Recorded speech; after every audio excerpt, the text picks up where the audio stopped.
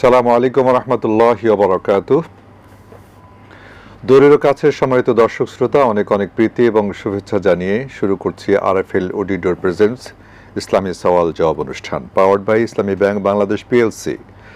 দর্শক, আজকে আপনাদের প্রশ্নের জিজ্ঞাসার জবাব দেওয়ার জন্য স্টুডিওতে উপস্থিত রয়েছেন প্রখ্যাত আলেমে দ্বীন শেখ শাহ মোহাম্মদ ওয়ালিউল্লাহ। আসসালামু আলাইকুম ওয়া রাহমাতুল্লাহি ওয়া বারাকাতুহু। ওয়ালাইকুম আসসালাম ওয়া রাহমাতুল্লাহ। কেমন আছেন শেখ? আলহামদুলিল্লাহ, আহলান ওয়া সাহলান। শুকরান। বারাকাল্লাহ। দর্শক, আমি আছি আপনাদের সাথে শরীফ বাইজিদ মাহমুদ। আপনারা যারা প্রশ্ন করতে চান, কিছু জানতে চান ইসলাম সম্পর্কে, স্ক্রলে দেখানো নম্বরে টিভির ভলিউম কমিয়ে প্রশ্ন করতে পারেন। শেখ, হজের মৌসুম চলছে, আমরা ফোন আসার আগে আমরা যদি হজ সম্পর্কে আপনি কিছু বলতেন। কল আছে জি, আমরা কলটা নিচ্ছি। আসসালামু আলাইকুম রহমতুল্লাহ। ওয়ালাইকুম আসসালাম ওয়া রাহমাতুল্লাহি ওয়া বারাকাতুহু। কে বলছেন ভাইয়া, কোথা থেকে? আপনাকে ধন্যবাদ। আমি পাবনা থেকে আব্দুল জব্বার বলছিলাম। আব্দুল জব্বার, আপনাদেরও ভালো লাগে আর আমার স্যারের কথা খুব ভালো লাগে। শুকরিয়া, জাযাকাল্লাহ। প্রশ্ন হচ্ছে যে গত রাতে একজন খুব খারাপ রোগী, প্যারালাইসিস, স্মরণ শক্তি ভালো আছে, তার কাছে যখন চলে আসে আমি বললাম যে আল্লাহ আপনি আয়াত দ্বারস করুন, আর একজন বললে যে আল্লাহ আপনাকে ইমানি মৃত্যু দিক। আসলে কোনটা বলা সুন্নাহ? কোনটা বললে খুশি হবে? বুঝতে পারছেন স্যার? জি জি, বুঝতে পেরেছি ভাইয়া। জি স্যার, প্রত্যেক দুইটা প্রশ্ন করবো। আমার নিকট আজকে আমার ভাই যখন মানে এলপিআর এ যাবে, বলছিল যে আমি প্রথমেই পশ্চিমে যাবো, হজ করতে যাবো, কিন্তু সে যেতে পারে নাই। পরে যাওয়ার সামর্থ্য ছিল, অসুস্থতাও ছিল, কিন্তু পরে অসুস্থ হয়েছিল। এবং এই যে সে ইচ্ছে করে গেল না, তারটা অসুস্থ হয়ে মারাও গেছে। আল্লাহ এর বদলতে কি করবেন না করলেন স্যার একটু জানাবেন। 3 নম্বর প্রশ্ন হলো যে এই প্রশ্নটাকে ক্রিটিক্যাল, মাফ করবেন, যে দেখেন মা আসিয়া আল্লাহর একজন প্রিয় বান্দি, ফিরআউনের সাথে তার বিয়ে হলো, বিয়ের বিষয়টা তো আল্লাহ তাআলার হাতে থাকেই অবশ্যই। আল্লাহ তাআলা তার এই যে এত খারাপ মানুষের সাথে কেন বিয়ে হলো আল্লাহ এত প্রিয় বান্দিকে, এটা স্যার বলবেন। আর আমার একটা অভ্যাস আছে, আরেকটা প্রশ্ন স্যার, সব প্রশ্ন আমার একটা অভ্যাস আছে, কোরআনের আয়াত আমি বাংলায় নিয়ে পকেটে রাখি, যখন মন চায় মুখস্থ করি, একটু একটু করি। এটা কি ভুল হচ্ছে নাকি? আসসালামু আলাইকুম ওয়া রাহমাতুল্লাহ। ওয়ালাইকুম আসসালাম ওয়া রাহমাতুল্লাহ। জি, শুকরিয়া ভাই। আপনি আব্দুল জব্বার ভাই পাবনা থেকে, আপনি বেশ 3টি গুরুত্বপূর্ণ প্রশ্ন করেছেন। একজন ওনার আত্মীয়, কাছের আত্মীয় প্যারালাইজড হয়ে ইন্তেকাল করেছেন। একজন বলেছেন আপনাকে শেফায়ে কামেলা দান করুন, আর একজন বলেছেন যে আপনাকে ইমানের মৃত্যু দান করুন। কোন দোয়াটা করা উচিত এই অবস্থায়? আলহামদুলিল্লাহ, ওয়াসসালাতু ওয়াসসালামু আলা রাসূলিল্লাহি ওয়া বা'দ। আসলে দুইটা দোয়াই ভালো, কিন্তু মানুষ তো পৃথিবীতে বেঁচে থাকতে চায়, আর বেঁচে থাকার আকাঙ্ক্ষা পৃথিবীর সকল মানুষেরই। জি, কেবলমাত্র আল্লাহর প্রিয়তম মানুষরা যারা আখিরাতের ব্যাপারে ইলমুল ইয়াকিন অর্জন হয়েছে, তারাই কেবল চিরন্তন চিরস্থায়ী সুখের জীবনে দ্রুত যেতে চায়। তবে এই ক্ষেত্রে স্বাভাবিকভাবে যে কোনো অসুস্থ মানুষ আসলে তার জন্য সুস্থতার দোয়া করা, এখানে হায়াত বৃদ্ধি অথবা ঈমান সহ মৃত্যু, দুইটা না করে যে অসুস্থ তাকে পূর্ণ সুস্থতার দোয়া করা উচিত। এটা হলো মূল কথা। রাসূলুল্লাহ সাল্লাল্লাহু আলাইহি ওয়াসাল্লাম অসুস্থ ব্যক্তিকে দেখতে গেলে কপালে হাত রেখে বলতেন, লা বা'স তাহুরুন ইনশাআল্লাহ, মানে কোনো সমস্যা নাই, অচিরেই তুমি সুস্থ হয়ে উঠবে আল্লাহর ইচ্ছায়। এই জন্যে যে কোনো অসুস্থ ব্যক্তিকে দেখলে তার সুস্থতা কামনা করা, এটা হলো সুন্নাহ দ্বারা প্রমাণিত। হায়াত বৃদ্ধি, যে সুস্থ দীর্ঘ জীবন আল্লাহ দান করুক, এটা যেমন করা যায়। আবার মৃত্যু তো অমোঘ, কেউ তো পালিয়ে বাঁচতে পারে না, তাই ঈমান সহ মৃত্যু এটাও একটা শ্রেষ্ঠ দোয়া। কিন্তু অনেকে হয়তো এটা রিসিভ করতে পারে না। আমরা হয়তো আমাদের ব্যর্থতা, আমরা আমাদের লেখাপড়া, আমরা আমাদের ইসলাম চর্চা, আমরা আমাদের অনেক কিছু দিয়েই মানুষদের মধ্যে মৃত্যুর এই মৃত্যু মানে তো চিরন্তন চিরস্থায়ী জীবনে চলে যাওয়া, তার মানে দুঃখ কষ্ট বাদ দিয়ে আল্লাহর সাক্ষাতে চলে যাওয়া, এটা ছিল ভালো মানুষদের জন্য আকাঙ্ক্ষিত। ঈমান সহ মৃত্যু, এটাই ছিল শ্রেষ্ঠ আকাঙ্ক্ষা। কিন্তু এটা তো আমরা মানুষজনকে ভেবে বুঝাতে পারি। আল্লাহ তাআলা বুঝার তৌফিক দিন। জি, ধন্যবাদ। আশা করছি ভাই প্রথম প্রশ্নের উত্তর পেয়েছেন। উনি আর কি মজার প্রশ্ন করেছেন, বিয়ে, শাদী, মৃত্যু, এগুলো সব তো আল্লাহর হাতেই, হায়াত, মওত। তো মা আসিয়াকে কেন ফিরআউনের সাথে বিয়ে দিলেন আল্লাহ রাব্বুল আলামিন? কি জটিল প্রশ্ন। না, এটার জবাব আল্লাহ তাআলা কোরআন আল কারীমে দিয়েই দিয়েছেন। এটা এই জন্যে যে মানব সংসার, মানব বংশ বিস্তার তথা সত্য, ন্যায় আর কল্যাণের পক্ষে সাপোর্ট। যেমন দেখুন, যদি ফেরাউনের স্ত্রী আসিয়া না হতেন, তাহলে মূসা আলাইহিস সালাম, যাকে ফেরাউনের ভয়ে তার মা আল্লাহর নিদর্শন হিসেবে গুহার ভিতরে প্রসব করলেন, সন্তানকে দুগ্ধ পান করিয়ে কাঠের সিন্ধুকে ভরে ভাসিয়ে দিলেন, কোথায় গেল? উঠল তো ফেরাউনের রাজঘাটে। তো মূসা আলাইহিস সালামের ব্যাপারে যদি আসিয়া না হতেন, তিনি তো বলেছেন আসা ইয়ানফা'না আও নাত্তাখিদাহু ওয়ালাদা, সে আমাদেরকে উপকার দেবে অথবা আমরা তাকে সন্তান হিসেবে গ্রহণ করব। মূসা আলাইহিস সালামের আশৈশব ভালোবাসা এই আসিয়া আলাইহিস সালাম তার মধ্য থেকে প্রকাশিত হয়েছে, এবং আল্লাহ তাআলার হিকমত এটা যে এর মাধ্যমে ফেরাউনের ঘরেই লালিত পালিত হয়েছেন যিনি ফেরাউনের শত্রু। তো এটা হলো হিকমত। এই জন্য জেনে রাখবেন, একটা বিখ্যাত মানে আরবি কায়দায়ে কুল্লিয়া বলে, এটা আপনি হয়তো মানে সূত্রের মতো আর কি, যে আল্লাহ সুবহানাহু ওয়া তাআলার প্রত্যেকটা কাজ এর ভিতরে হিকমত রয়েছে। ওকে, এই হিকমতটা বুঝলে আর প্রশ্ন আসে না।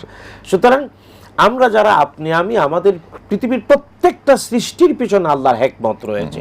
তাই ফেরাউনের স্ত্রী হিসেবে আসিয়ার জন্যও হিকমত, এবং এটা আল্লাহ প্রকাশ করে দিয়েছেন। মূসা আলাইহিস সালামের প্রতি ভালোবাসা, মূসা আলাইহিস সালামের লালন পালন, শুধু তাই না, সত্য এবং ন্যায় যে ধ্বংস করে দিতে চায় তার ঘর থেকেই সত্যের লালন হয়, তিনি হলেন আসিয়া আলাইহিস সালাম। চমৎকার ভাবে উত্তরটি পেলাম। দর্শক আছেন, আসসালামু আলাইকুম ওয়া রাহমাতুল্লাহ। কে বলছেন, কোথা থেকে? আছি, লাইনে আছি। জি, কে বলছেন, কোথা থেকে? আসসালামু আলাইকুম। সাভার থেকে। জি, প্রশ্ন করুন। জি, সাভার থেকে বলতেছি। আমি একটু সাভার থেকে বলছি। জি, প্রশ্ন করুন। আপনার টিভির ভলিউম কমিয়ে প্রশ্ন করুন। জি, আমার প্রশ্ন, যে আমি ফজরে যে লা ইলাহা ইল্লাল্লাহু ওয়াহদাহু লা শারীকা লাহু 100 বার বলি, এর বেশি কি বলা যাবে? বা আসরের পরে বা এশার পরে বা এর পরে বা সুবহানাল্লাহ 100 বার আছে, এটা কি আমি বেশি বার পড়তে পারবো? ওকে, আর কোন প্রশ্ন? এটা। আর 2 নম্বর প্রশ্ন, যে বাকারার শেষে 2 আয়াত মুখস্থ আছে, এটা মাগরিবের পর কোরআন দেখে পড়লাম, তারপরে শোয়ার সময় আমি আবার কি পড়তে পারবো 2 বার? কোন দোয়া পেয়েছেন? বাকারার শেষে। ও, বাকারার শেষের 2 আয়াত। ওকে, শুকরিয়া। আর একটা যে কাহাফ সূরার 10 আয়াত মুখস্থ আছে, ওটা ফজরে আমি পড়ি, কিন্তু রাতে শোয়ার সময় আমি আবার কি মুখস্থ করতে পারবো ঘুমানোর সময়? ওকে, শুকরিয়া। জি, আমাদের সঙ্গে থাকুন দর্শক। এর আগে ভাই আব্দুল জব্বার আরেকটি প্রশ্ন করেছিলেন যে উনি কোরআনের মানে বাংলা টেক্সট পকেটে রাখেন, যখন সুযোগ হয় এটা পড়েন, মুখস্থ করেন, এটা ঠিক সমস্যা নাই। তবে মানে বাংলা টেক্সট বলতে কি উচ্চারণ বোঝাতে চাচ্ছেন? উচ্চারণ না, উচ্চারণের ব্যাপারে আমরা সমর্থন করি না, কারণ আরবির বাংলা উচ্চারণ আপনি নিজেও জানেন সঠিক হয় না, বরং কফ, কাফ, তারপর আইন, এইগুলার পার্থক্য স্পষ্ট হয় না। আর হা, এই পার্থক্য যদি না হয়, আকাশ পাতাল পার্থক্য হয়ে যায়, চেঞ্জ হয়ে যায়। সুতরাং আরবির 29টি বর্ণের যথাযথ উচ্চারণ স্থল থেকে উচ্চারিত হতে হবে, না হলে অর্থের পরি। যেমন কুল বলো, আর কুল মানে খাও, কোথায় খাওয়া আর কোথায় বলা। আল হামদ মানে সমস্ত প্রশংসা, আর হামদ মানে ছেঁড়া পাড়া কাপড়। আকাশ পাতাল পার্থক্য, কুফরি হয়ে যায়। এই জন্যে বাংলা তর্জমাটা মানে বিশেষ বাংলা উচ্চারণ না করে আপনি মূল আরবি রাখলেন, আরবিটা দেখে বললেন, সমস্যা নেই। যদি উনি আরবি না পড়তে পারেন, সেক্ষেত্রে শিখে নিতে হবে, এটা ফরজে আইন। রাইট। 29টি আরবি বর্ণ মিলিয়ে কোরআন আল কারীম পড়তে পারার যোগ্যতা অবশ্যই ফরজে আইন অর্জন করতে হবে। আল্লাহ তৌফিক দিন। আমরা এত কিছু পারি, এটা কেন পাচ্ছি না? জাস্ট আল্লাহ তাআলা সহজ করে দিয়েছেন। না, আমার কথা হলো এটাই, কোরআন আল কারীমে 6 বার বলেছেন তিনি সহজ করেছেন। আমার কথাটা ছিল যে আমরা এত কিছু শিখছি বেঁচে থাকার জন্য, এত কিছু করছি নিজের প্রবৃদ্ধির জন্য, নিজের উন্নয়নের জন্য, কিন্তু অনন্ত প্রবৃদ্ধি যেটা অনন্ত কারের জন্য, যে সেটা করছি না কেন? ওই প্রশ্নটা। জি, জাযাকাল্লাহ। এরপরে বোন সফর থেকে ওনার আরেকটা প্রশ্ন রয়ে গিয়েছিল। 3টি প্রশ্ন করেছিলেন। হ্যাঁ, আরেকটা প্রশ্ন ছিল চতুর্থ, যে ওনার ভাই, আপন ভাই এলপিআরে গেলে হজে যাবেন বলেছিলেন। ওনার কিন্তু- কথাই প্রথম প্রশ্নে ছিল আর কি। ও হ্যাঁ, আচ্ছা, প্রাসঙ্গিক maybe, তো হ্যাঁ, হজের প্রাসঙ্গিক। প্রসঙ্গটা। জি জি।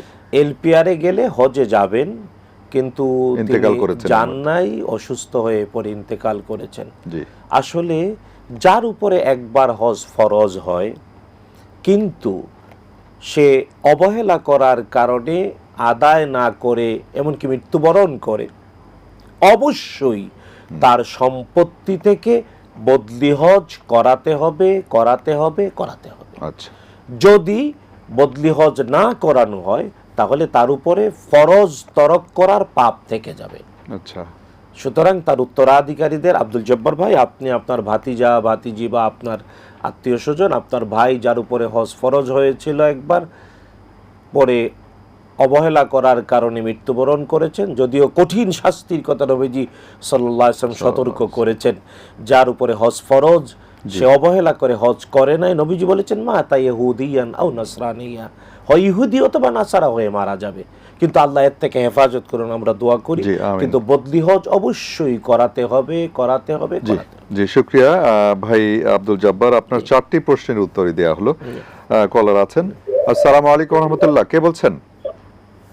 হ্যালো, আসসালামু আলাইকুম। ওয়ালাইকুম আসসালাম, কে বলছেন বোন কোত্থেকে? জি, আমি চট্টগ্রাম থেকে বলছিলাম। জি প্রশ্ন করুন। জি, জি, আমি গত বৃহস্পতিবারে শায়েকের কাছে 3টা প্রশ্ন করেছিলাম, শায়েক একটার উত্তর দিয়েছিলেন, বাকি দুটো আর সময়ের অভাবে দিতে পারেনি। আজকে আবার আমি প্রশ্নগুলো একটু করতে চাচ্ছি। জি বলুন, যে প্রশ্নটা বলে আমি ফেলুন। এই অনুষ্ঠান থেকে জানলাম যে 9 রবিউল আউয়াল আমাদের রাসূল সাল্লাল্লাহু তাআলা আলাইহি সাল্লামের জন্মদিন। তা আমরা কি ওই দিন রাসূলের উম্মত হিসাবে কি আমরা জন্মদিন মানে রোজা রাখতে পারবো? যেহেতু রাসূল রোজা রাখেন, আমরা কি ওনার জন্মদিনে ওই দিন রোজা রাখতে পারবো 9 রবিউল আউয়াল? এটা Okay, ছিল। হুম। আর আমরা কি আমাদের জন্মদিনে আমাদের নিজেদের গুনাহ মাফের জন্য এবং নেখায়েতের জন্য, আল্লাহ সন্তুষ্ট অর্জনের জন্য কি আমরা কি নিজেরা রোজা রাখতে পারবো কিনা নিজেদের জন্মদিনে? ওকে ওকে এটা ওকে। একটা ছিল। আর আরেকটা প্রশ্ন ছিল যে আমরা তো টাকা পয়সা এবং স্বর্ণের উপরে জাকাত দিয়ে থাকি, কিন্তু যদি আমাদের কাছে মানে কি মানে জায়গা জমি বা কোনো ফ্ল্যাট যদি নিজেরা কিনি বা বাবার বাড়ি বা স্বামীর কাছ থেকে পাই, সেটার উপরে কি জাকাত দিতে হবে কিনা? এটা একটা ওকে প্রশ্ন ছিল। ওকে ওকে, জি। জি ধন্যবাদ, আপনি আমাদের সঙ্গে থাকুন। জি জি। জি দর্শক, আপনারা দেখছেন আরএফএল অডিডোর প্রেজেন্স ইসলামী সওয়াল জবাব অনুষ্ঠান powered by Islami bank Bangladesh PLC. সময় হলো বিরতিতে যাবার, ফিরে আসবো কিছুক্ষণের মধ্যেই, আশা করছি আমাদের সঙ্গে থাকবেন।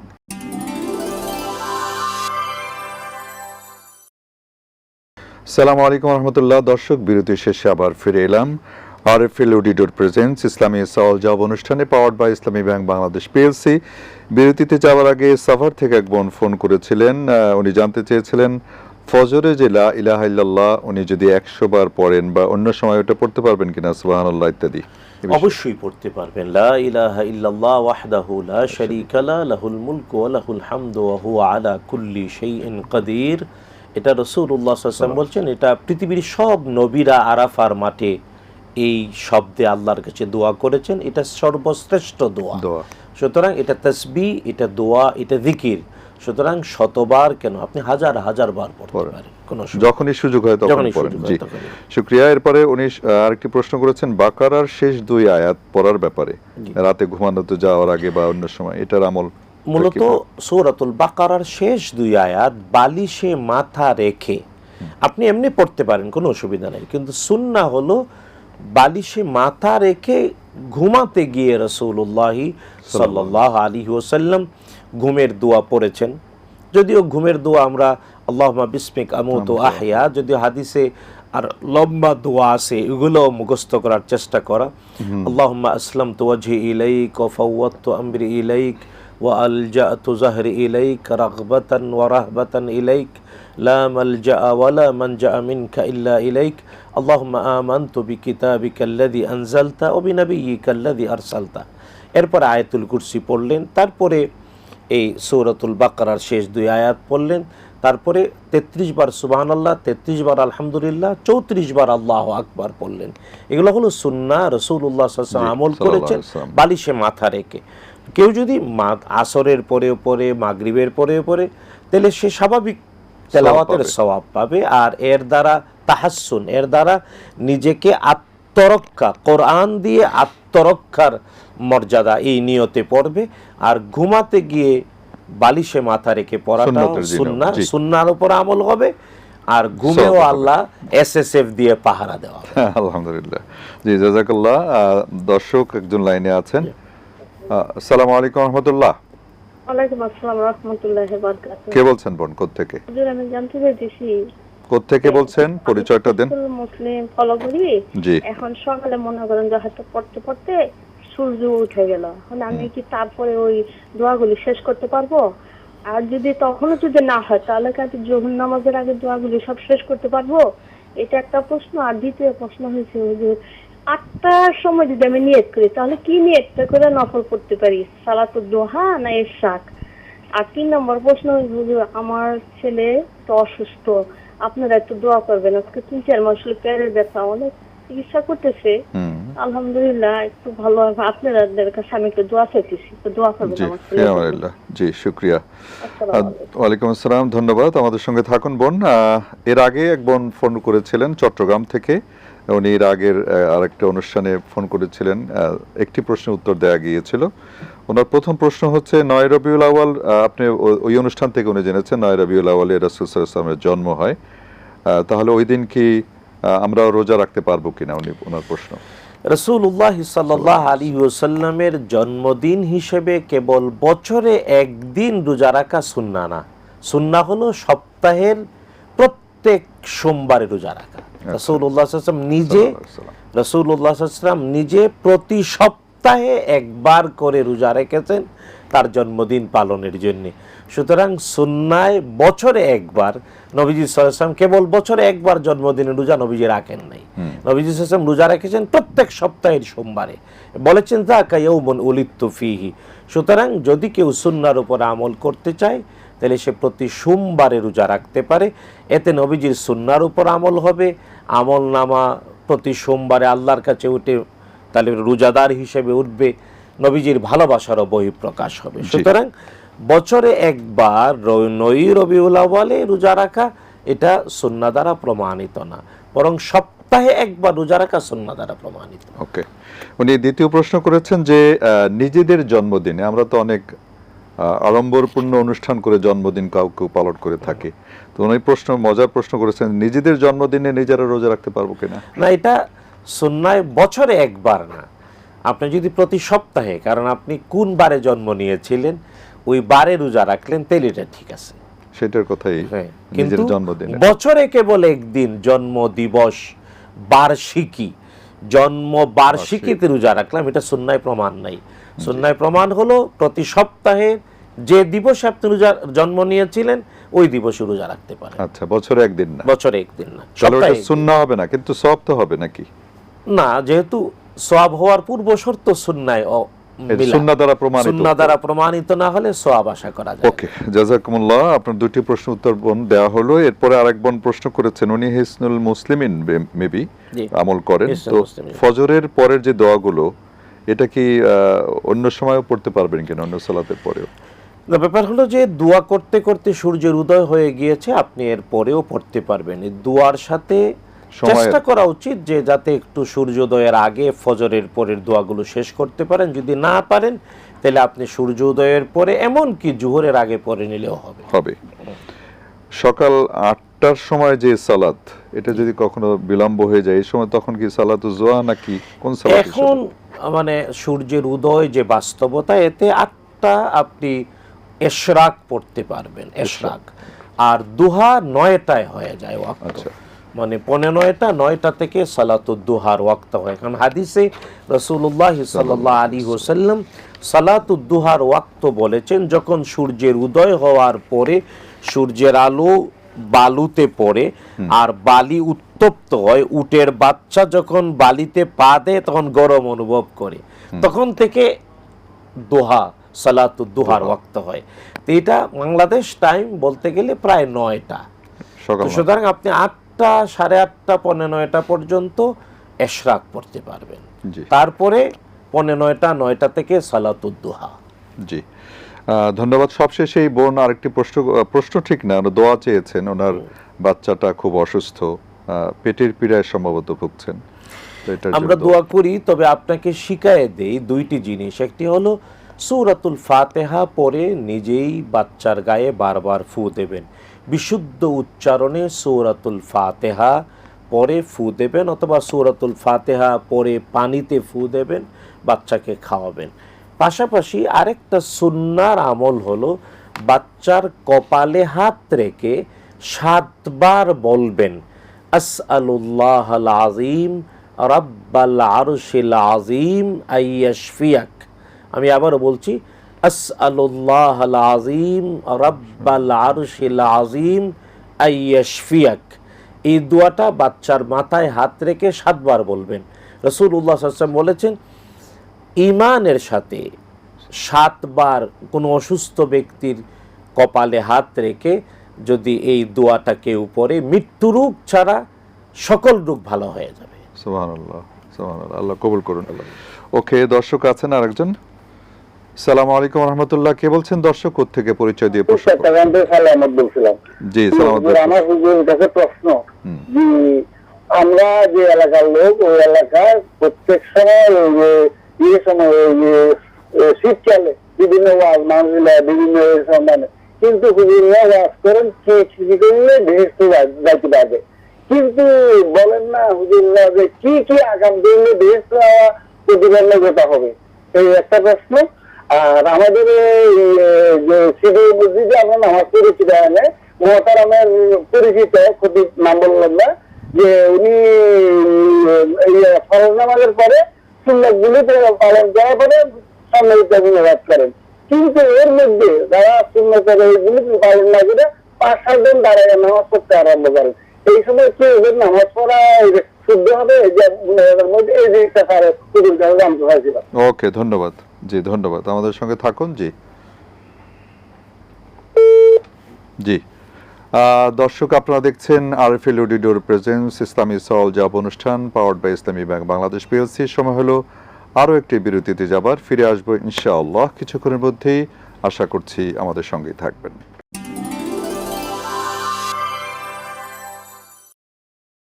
আসসালামু আলাইকুম রহমতুল্লাহ। দর্শক, বিরতির পর ফিরে এলাম আরএফএল অডিডোর প্রেজেন্টস ইসলামী সওয়াল জবাব অনুষ্ঠানে, powered by Islami bank Bangladesh PLC.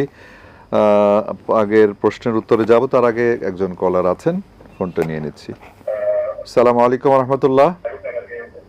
ওয়ালাইকুম আসসালাম ওয়া রাহমাতুল্লাহি ওয়া বারাকাতুহু। কে বলছেন? আসসালামু আলাইকুম। ওয়ালাইকুম আসসালাম রহমতুল্লাহ। কে আমি বলছেন? দক্ষিণখান থেকে বলছিলাম, দক্ষিণখান দুবাদিয়া থেকে ফেরদৌসী। জি, বলুন। আমার প্রথম প্রশ্নটা হলো, 4 রাকাত ফরজ নামাজ শুরু করছি, শুরু করার পর মনে হইতেছিল যে আমি ঘুমিয়ে গেছি, তো টের পেয়ে 2 রাকাত পরে সালাম ফিরিয়ে ফেললাম। সালাম ফিরিয়ে আবার ওযু করে, যেহেতু ঘুমিয়ে গেছি, আবার ওযু করে পুরো নামাজ পড়েছি। এটা কি ঠিক ছিল? 2 রাকাত সালাম ফিরিয়ে। এই একটা প্রশ্ন। 2 নম্বর প্রশ্ন, ফরজ নামাজের পর 3 কুল একবার করে পড়বো নাকি 3 বার করে পড়বো, এটা বলবেন। আর 3 নম্বর প্রশ্নটা হলো, কোরআন তো পড়ি, কিন্তু কোরআন খুলতে খুলতে কি পড়তে হবে? আমি সূরা ফাতিহাটা পড়ে কোরআন খুলি, এটা কি ঠিক আছে?